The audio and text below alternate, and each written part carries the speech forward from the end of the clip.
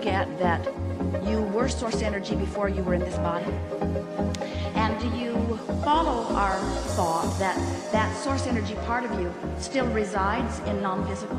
Sort of like the electricity passes through the walls of your building. You plug your toaster in and you toast toast, and someone would say, well, then why doesn't the electricity be the toaster? And we say, because the electricity is the electricity, the toaster is the toaster.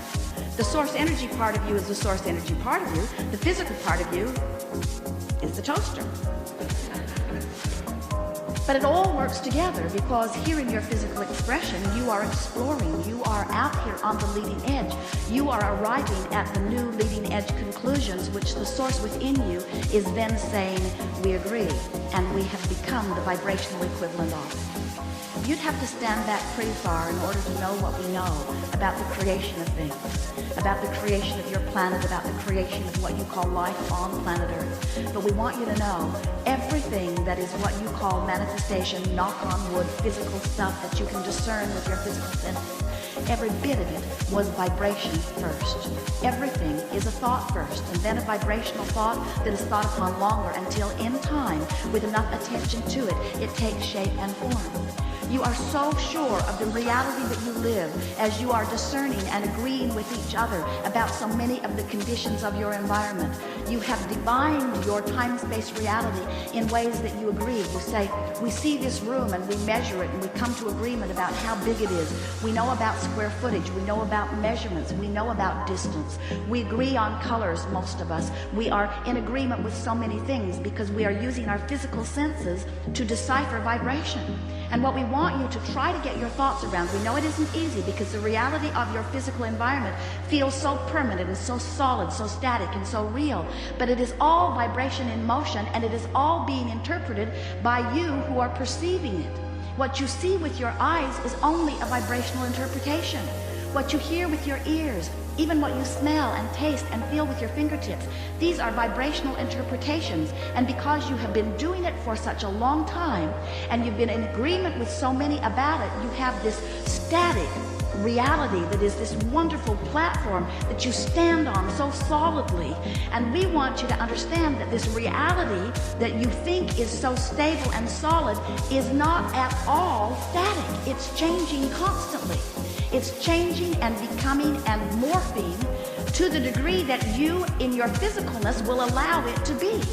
That's why we call this gathering the art of allowing. We want you to catch a glimpse of the way your world, your physical world, looks through the eyes of Source.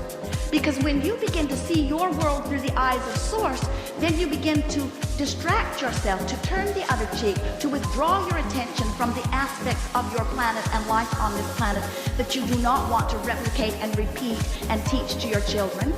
And instead you turn your attention to the aspects that you do want to hold into your vibration, that you do want law of attraction to respond to.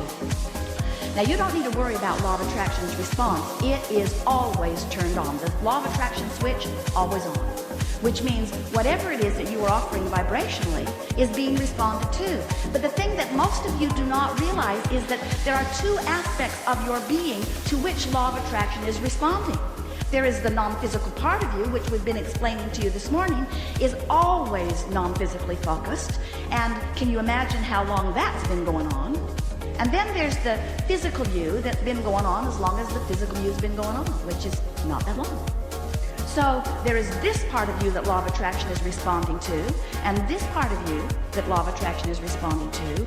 And what we want you to realize is the larger part of you is the dominant part of you. And because law of attraction is responding not only to who you were before you were born, but hear this, to who you really are as a result of being here in this physical body. Can you get it that this life experience is causing the greater part of you to expand and become? Do you know that that's why you came to begin with? Humans tell a story that is so irrational that goes something like, so Source is perfect and I've been sent here to figure out how to get perfect. And Source has laid down laws for me to learn, and I'll learn them and I'll persevere and I'll reach for the perfection that Source has achieved.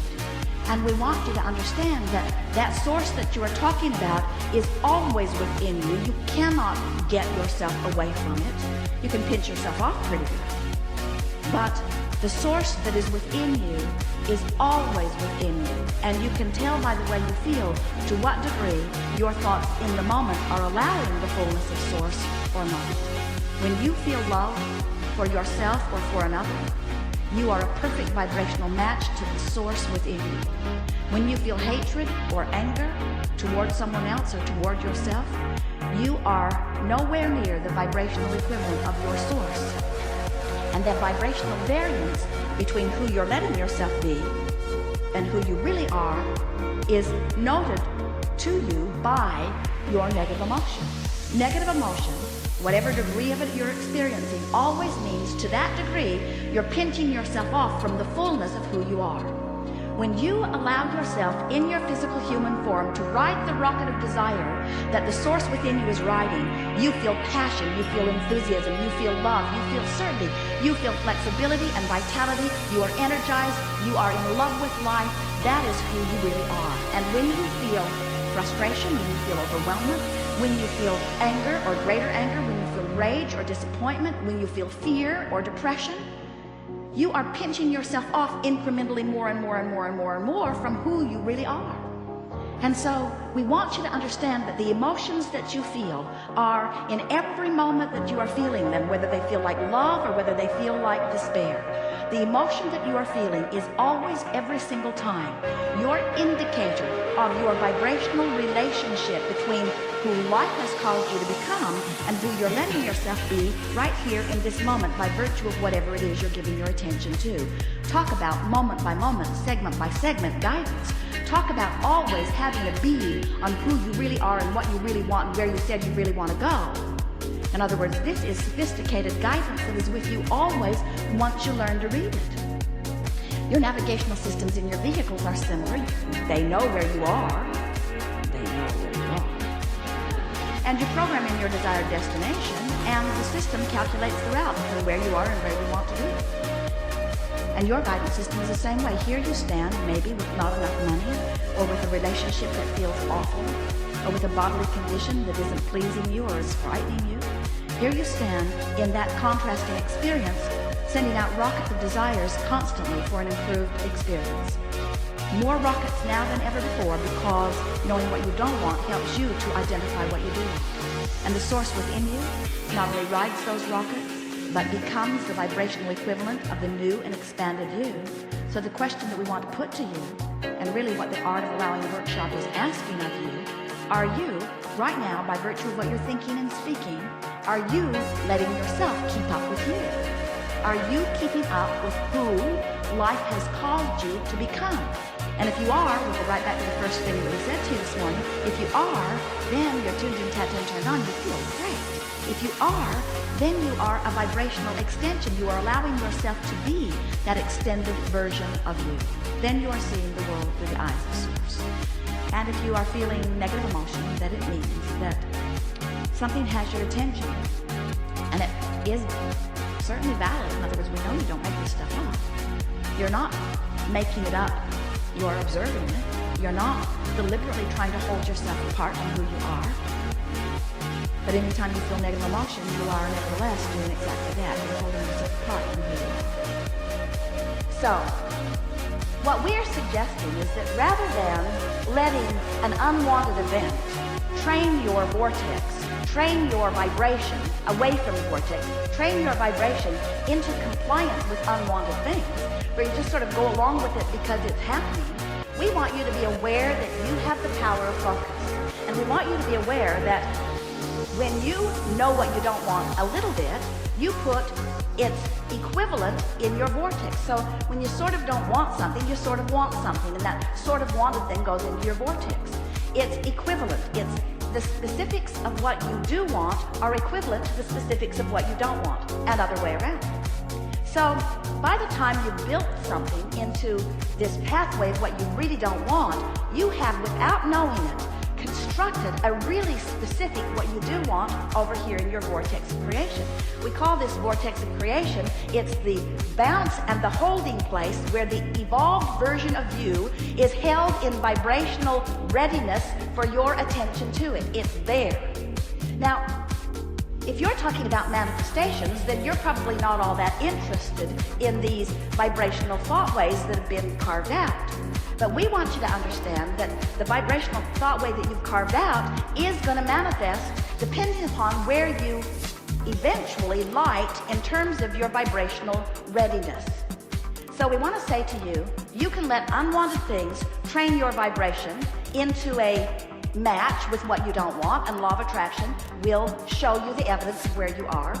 Or you can let the vortex, which is a holding place for all things wanted, train you into a vibrational frequency, and the manifestation of those wanted things will show themselves to you.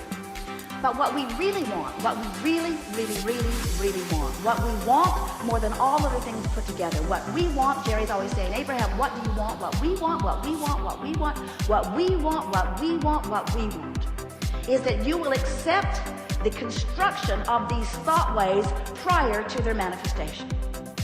Because if you will accept the thought ways of these creations, if you will accept the creation of your vortex, if you will accept the creation of the unwanted things, if you will accept that they are being created by your attention and therefore by your creation of thought ways, if you will accept that they are being created long before they manifest, and you will pay attention to how you feel during the creation process, not only two things will happen, two really good things. One so much better than the other, but we're in disagreement with you about which one is the better thing. Two things will happen. One thing is sure, the manifestation of what you're focusing on the most will happen. It will happen. It's law. It will happen. It's a done deal. It's a sure thing. It will happen. You will get what you are vibrationally active about. Better said, you're getting what you are vibrationally active about. So one thing, it will manifest. But the other thing is, and this is our favorite part of all of this, is that when you accept that this vortex is spinning and that this vortex contains the I know what I do want part of everything that you've been living, when you accept that and you let that vortex train you into vibrational compliance or alignment, then every step of your journey, even before the manifestation begins to reveal itself to you, is fun. It's pleasurable. You're frisky, you're full, you're inspired, you're enlightened. You feel that energy, you feel that enthusiasm, you feel that passion. You feel what a creator feels when you're moving in the direction of who you really are. So we want to remind you that the emotions that you feel are nothing more than, and oh, is it ever important what they are? They are nothing more than your indicator about whether you're moving down a thought pathway towards something unwanted or whether you're moving down a thought pathway towards something that you are wanting. In other words, every time you feel negative emotion, it always means the same thing. You're moving toward unwanted and away from wanted. Every time you feel positive emotion, it means you're moving toward wanted and away from unwanted. In other words, you're the focuser of all of that, period. There is no getting around it. So when you use excuses like it's interesting, or it's happening, it's a world event, and it's happening, and I don't want to be unaware, when you use excuses like, well, I need to be informed, when you use excuses like, well, it's true, when you use excuses like, well, I need to explain it to someone, or they don't get me unless I really get involved, or I won't be taken seriously unless I have a really objective viewpoint about things. There are all kinds of such flawed reasoning, bogus reasons that you use for your explanation of why you focus away from who you are, that we come and get a little rowdy in our explanation that you are the creator of your experience and you are building constant thought ways, and you have come with the intention of selecting and joyfully moving down those pathways for the constant, never-ending, extraordinary discovery of what this magnificent universe can dish out to you as a representation of what you've got going on vibration.